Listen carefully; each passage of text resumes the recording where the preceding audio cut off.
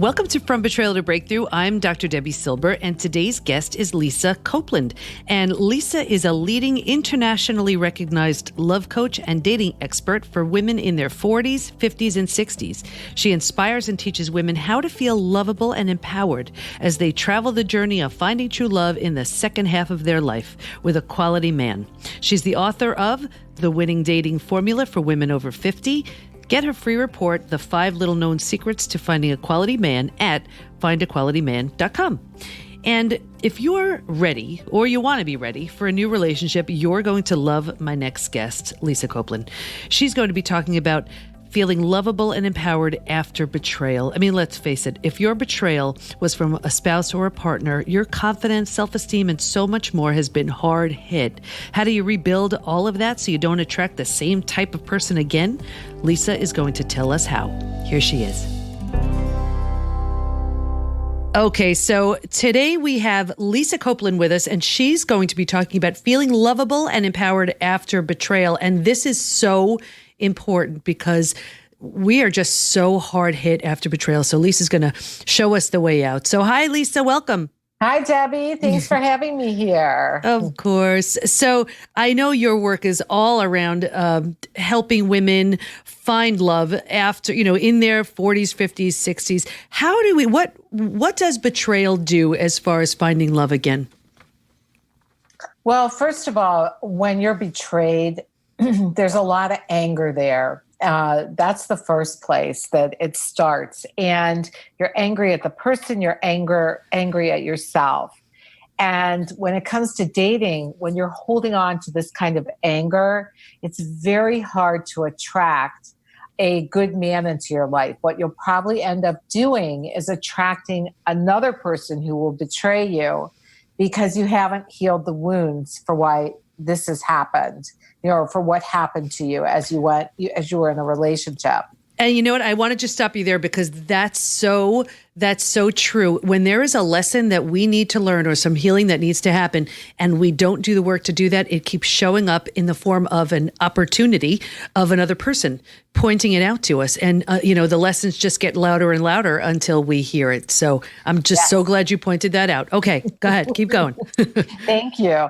The second thing is when we've been betrayed in a marriage or a long-term relationship, we think there's something wrong with us. And we'll pull that into the dating world too. We don't feel the confidence that needs to be felt to move into the dating world.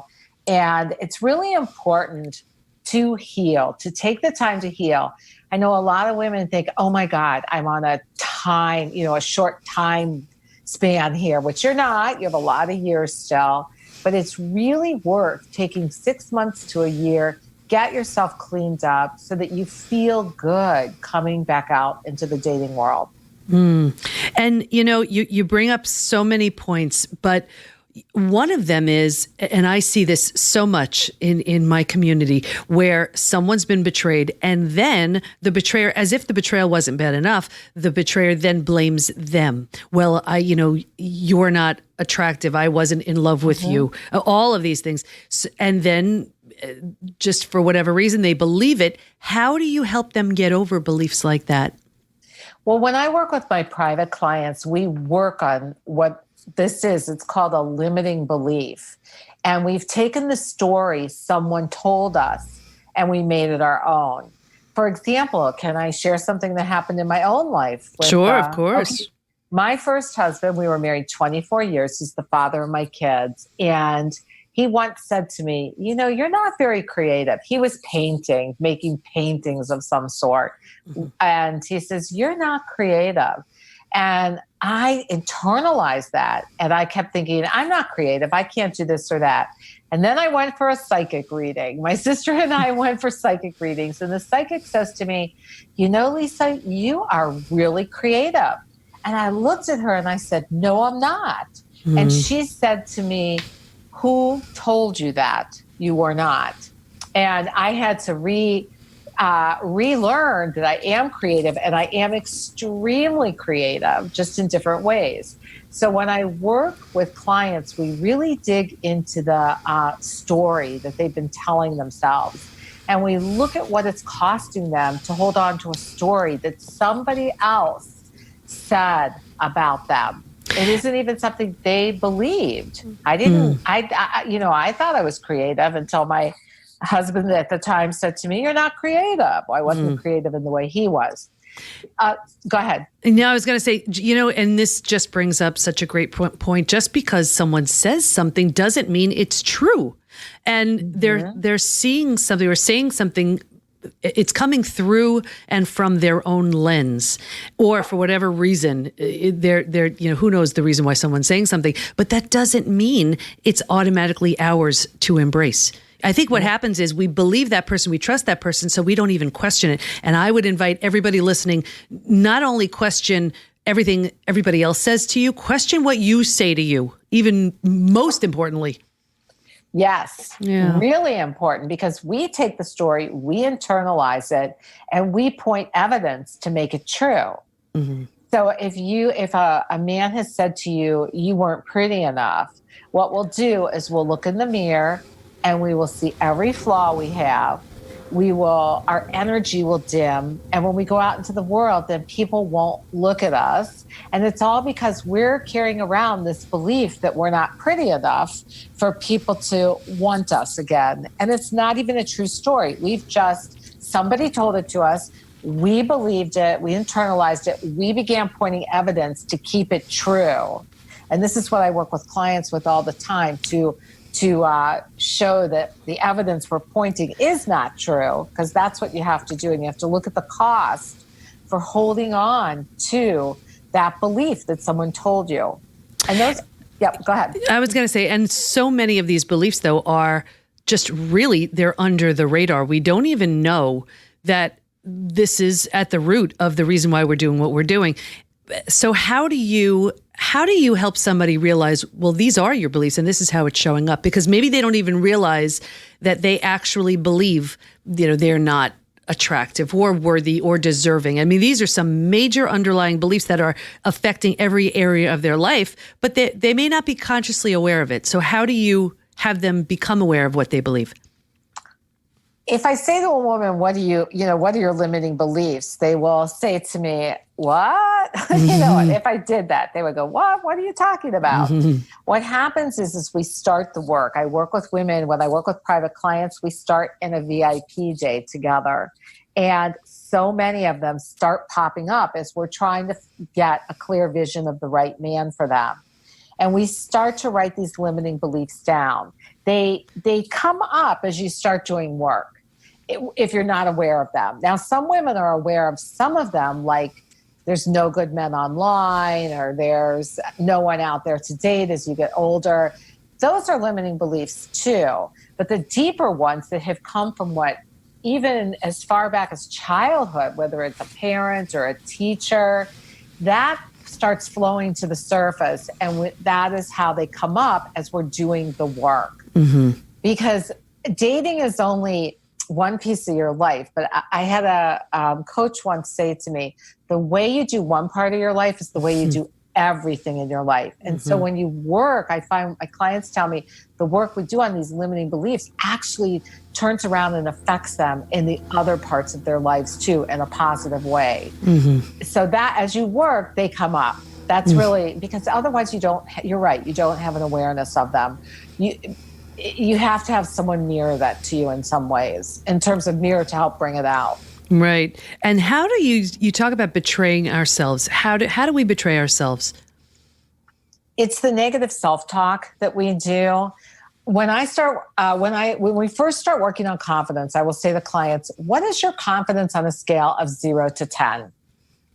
And usually in real life, people have great confidence. But when it comes to meeting men again, I've heard as low as -5. Women forget how amazing they are because they've been listening to an ex never saying anything to them or saying negative things to them. Also, society with with such an emphasis on youth and not having wrinkles or any of that has created this I'm not enough to be out there. And what we do, again, is we point evidence to that. We look at every single flaw versus all the amazing things about ourselves. And I tell women, get a rubber band, put it on your wrist. Every time you tell yourself something negative, I want you to snap that rubber band. And then I want you to tell yourself 3 positive things to remind you that you are more than your wrinkles, or you are more than your flaws. Because we are. Everybody's got flaws. Nobody's perfect. And, it's so easy to criticize ourselves and find the negative, but it's true. We don't value nearly enough what we've been through, or the who we've become. I see it in betrayal work, where there is this richness, this depth, this just strength that comes from working through your challenges and working through adversity. And there is such beauty in that. And just to only value youth, we're really missing half the boat right there. So how do we get our mojo back after? So we've been betrayed. We just feel so awful about ourselves. We have all these limiting beliefs. What do we do? Well, this is a time to really start giving to you, to nurture yourself. It's a really great time to sit down and every day say, I'm going to do this for me. It doesn't have to be expensive. It can be as simple as taking time to read, taking a bubble bath, getting your favorite candy or your favorite bottle of wine. It's giving to yourself. It's allowing yourself to receive from you. As women, we have a very difficult time receiving. We're often overgivers in the real world, which is a compensation for I'm going to give to you in exchange for love, so you will love me. And it never works. And the person that's overgiving becomes extremely resentful. And then when someone tries to give to us, we become so strong and we say, no, no, no, no. So the best place to learn to allow others to give to you is with yourself, and to begin to nurture you and to give to you. And you said something that I know I see it all the time. And I think this would really benefit everybody if we dove into it a little bit deeper, where we give so that we can receive love, right? It's almost like I'm going to give to you so you can love me, so I can feel lovable. That's the kiss of death right there. And if we don't strengthen from the inside, I don't care what kind of external anything, it's never, ever, ever going to do the job. And then, because then think about it, if the only way we feel fulfilled is if someone else is giving something to us, well, what happens if they stop? Right, exactly. You've hit the nail on the head. And this is why it's so important to start appreciating yourself. In fact, a great thing you could do every day is to start a journal and write down 3 things that you appreciate about yourself that day. Because I guarantee if you're journaling in real life, and I journal, what you're doing is you focus on the things you did not do right that day versus the things that are amazing about you that day. And that will also help you get back in touch with how amazing you are. And just before you go to bed, where it's a really good time to do it because it kind of absorbs into you as you sleep. Just write down the 3 things that you appreciate about yourself that day. And I think if you read them, like go back over the week, you'll be surprised at just how amazing you are. And I want to stress what you said about right before you go to sleep, because think about this. Here we have 5, 6, 7, 8 hours, whatever, where we could either go to sleep, stressed, anxious, worried, afraid, whatever emotions we're going through. And then we have all those sleeping hours to marinate on all of that, or plant some empowering ideas and think about it. You have the benefit of that sleep time, that dream time, to work on some of that stuff. And it seems like I remember learning that from Wayne Dyer. And I just thought, I was like, wow, that's so brilliant, because it's really true. I'm going to be with those thoughts for the next bunch of hours. Why don't I just give myself something positive and empowering to think about. So I want to talk about, because so many women who are listening to this, they've been hard hit. They're like, all right, this just seems like grueling work. I'm out of that relationship, but I haven't dated in 30, 40 years. What the heck do I do now? How do I even get started with this? So take us through what they do. Well, when I work with clients, the way we get started is, number one, on your confidence. It is huge. You can only attract from where you're at, which means that if you're not feeling good about yourself, you are going to re-attract that man in who's going to reflect that to you. And because they probably don't feel that great about themselves either, and they push it off onto you. Mm-hmm. So that's really the first place. Actually, the first place, like I mentioned earlier, is healing. Mm-hmm. It is a process. From your confidence, you go to a place of understanding who men are. When you were young, you built a life together. You figured things out together. But these over 50s men have changed. They are not the same kind of guy they were in their 20s. They're far more chivalrous. They're far more, if they're emotionally healthy, they're far more action-oriented. Women are looking for romance, in the form of words and cards. Men's ideal of romance, believe it or not, is cutting your grass or taking your garbage out. So it comes to, you really have to learn to understand these men and trigger what's called the hero response in them to step up. And that's really important in terms of what we were talking about before when it came to receiving, because if you're going to be an overgiver, you're going to attract another person into your life that's going to expect you to do everything. Whereas when you know how to trigger in a man, the hero response to get him to step up, and men do, they want to make you happy. They want to feel needed. And it actually gives you so much more power than doing it all yourself, and you don't come out exhausted. The next step is getting that clear vision of the right man that I mentioned earlier. Mm-hmm. Most women go out there and they're looking for attraction and chemistry only. And that's not who's going to be the long haul guy for you. You need a guy that's going to be there to support you through the ups and downs. You're not building anymore. You're not getting houses and cars. Well, you're still getting houses and cars, but you're not creating children and all of that. We're in different phases of our lives. And that chemistry in the form of what we're looking for when we were younger was to create babies. We're not creating babies. We need someone we can have fun with, companionship with. And so women don't have that clear vision, and they end up failing because they're always looking for the zing versus, oh, this is a great guy who's going to be a lot of fun to be with, who we can work together and play together and, whatever else. But I want to clarify this, because are you saying there doesn't need to be any chemistry at all, or there still needs to be chemistry, but there's so much more also? Well, most women are looking for an initial zing in their body when they meet someone. Mm-hmm. You do not need that to begin with, because for women, chemistry can grow. Men have to have that initial attraction factor because they're so visual. Mm-hmm. For us, as we get to know a man, we might meet him on a first date and think he's not too cute. But if we get to know him and we get into a relationship with him, all of a sudden he becomes our George Clooney. Mm-hmm. Mm-hmm. And that's when the chemistry and attraction have come in. But chemistry is a bonding hormone, is all it really is. And it was so important when you were creating babies, because it comes from the caveman days where you needed to have a baby who could live. So you had to have chemistry with a great guy who was strong, and, because you had to create that baby. Does that make sense? Yeah. It's so interesting too, because I remember dating back a million years ago. And I remember starting out with someone where I thought, oh my gosh, they are just the best looking, and the chemistry was totally there.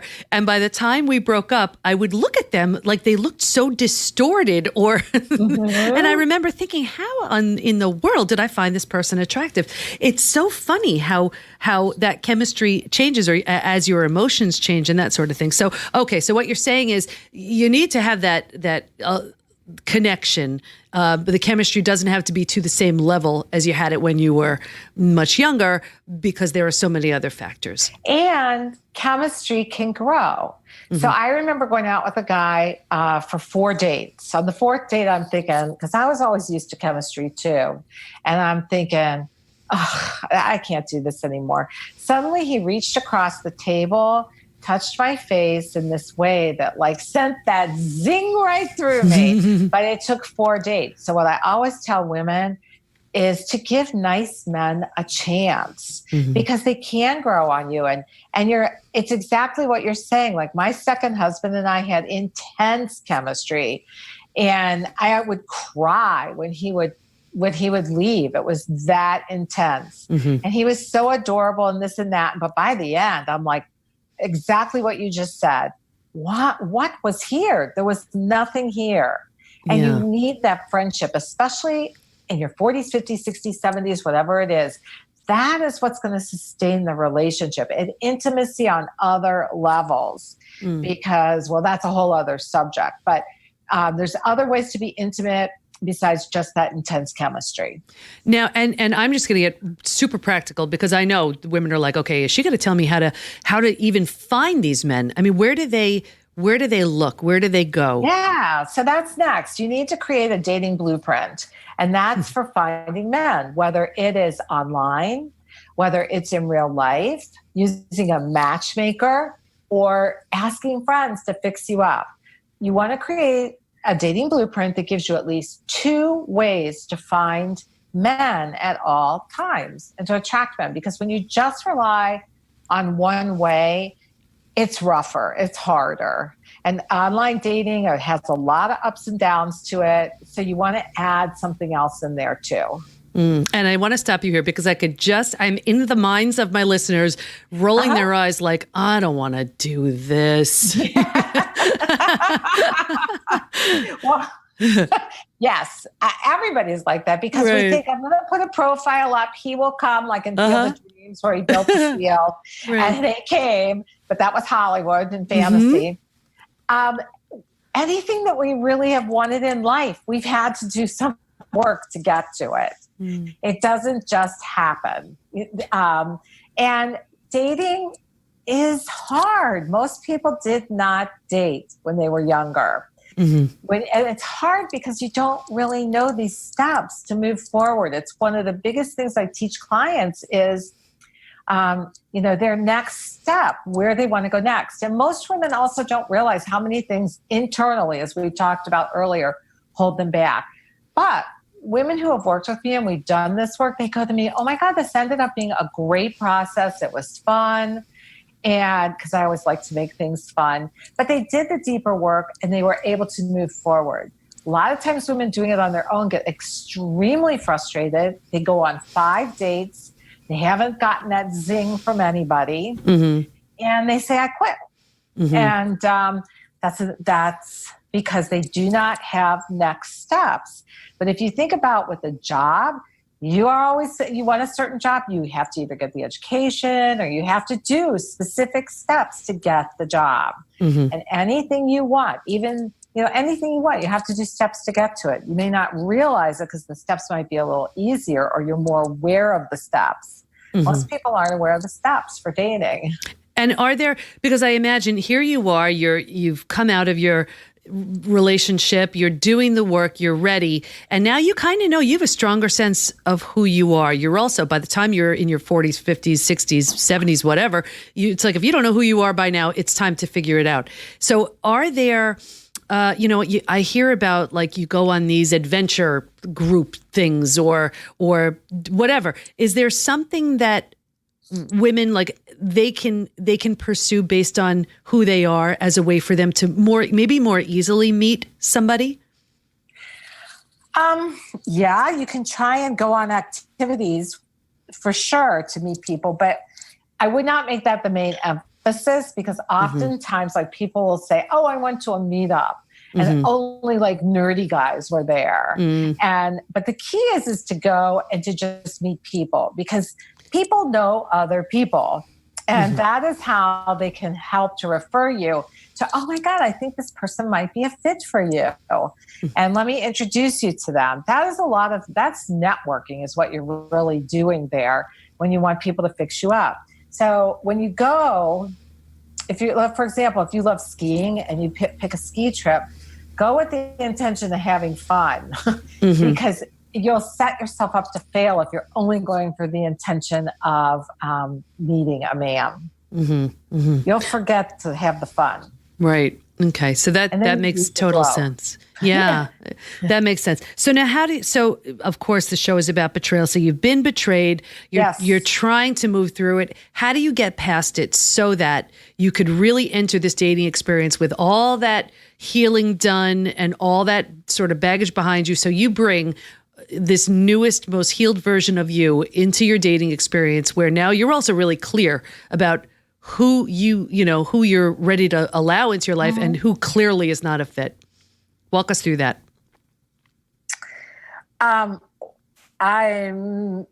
So how do you get from betrayal to knowing who you want or what you do? I'm not sure of your question. Yeah, like you've done the healing. You're clear, like, okay, so I'm never going to be with somebody who is just only a taker. I clearly know it's got to be a give and take. I know I have to be able to grow with this person and this person has to be encouraging and supportive. It's not just about them. It's about me too. Things like that. So yeah.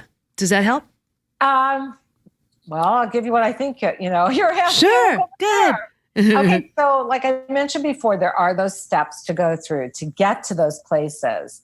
Then you just have to get out and date and meet men, because one of the biggest things you're going to find when you meet men is that you're going to learn more about what you want versus we have an idea in our head of what we want versus the reality of what is out there and who is out there. And we're often looking for the perfect person who doesn't exist. So you have to go out and you have to date. And the key is to be laid back. Again, don't set the parameter as, oh my God, this profile is so great. He could be the one. And his voice was so amazingly sexy. He could be the one. You want to instead go out there and meet someone new and interesting and get to know them. Because when you're putting that expectation of he's the one, you're actually betraying yourself in some way. You're not giving yourself an opportunity to travel this new journey and to enjoy it. Most people want to get to the end goal. And when I was out there dating, I loved dating. It was so much fun because I got to be with all kinds of men. Some I made friends with, some relationships with, some nothing with. But it was just fun getting to know different people. And that's the best way to start, because chances are if you've been in a betrayed situation, you have not had fun in a long time. And it's relearning fun, and it's relearning how to be around the opposite sex in a different way and just get to know someone. And you know what? This is a great point for moving forward and meeting someone new. But also if you're rebuilding with the same person. And when you're doing that, you're in a position to completely rewrite your entire relationship. And it's got to be something entirely new. So these are good things to keep in mind for either case. So Lisa, what do you want to make sure everybody knows before we wrap up? About, I guess the biggest thing is really come to appreciate how amazing you are. That is so important. And that is what's going to help you release those limiting beliefs that other people have shared with you that you've internalized, and do everything you can to really remind yourself how awesome you are, because you really are. You are more than, like you said earlier, Debbie, you're more than your outside. Your inside is what really your beauty is, that shines on the outside. Because you look at a lot of models that are gorgeous on the outside, they don't feel so great about themselves on the inside. So it's you want to shine from the inside out, and that is what makes you attractive and beautiful to a man. Beautiful. And Lisa, where do we learn more about you?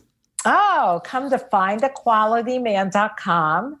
I have a free report over there called The 5 Little Known Secrets for Finding a Quality Man. You'll also find 5 or 7 day man challenge there as well. That's going to really start you thinking, get you thinking about who are these over 50s men? And it'll help you with that getting the hero response. But again, it's findaqualityman.com. Okay. And just to wrap this completely up, I just want to say there may be women out there who are looking for a quality woman. Would you say the same advice applies? Yes. You still have to get that clear vision. You still have to feel confident. You still have to know how to find them. Yes, Beautiful. It does all apply. Wonderful. Well, Lisa, I want to thank you so much for your time. And for those back out there headed out there in the dating world, good luck. Go get them and have fun. Thanks so much. Lisa really helps shed some light on dating and finding a relationship after 40. And the most important lesson here is that if you're going to go through your healing, make sure you're not settling or going into this without a plan. Stay in touch with Lisa by going to findqualityman.com, and we'll have her information in the show notes at pbtinstitute.com/podcast. Here's my biggest takeaway. Have fun. Get rid of the expectations that this will be the one or this event is the one where I'll meet my soulmate. Change your perspective and get rid of the attachment to the outcome. Just enjoy the experience. And once you've rebuilt yourself, you're in a greater position to meet someone worthy and deserving of the awesomeness of you because you're having fun and then the right relationship just so happens to come your way. But if you're still struggling with some leftovers from your betrayal, let me help. Take the quiz to see to what level you may still be struggling with post-betrayal syndrome. Just go to pbtinstitute.com/quiz and let us support you. Go to Facebook and join our group, Women Hacking Betrayal, where we give information, tools, and support to help you move forward and heal once and for all. Can't wait to be with you next time. And here's to your breakthrough.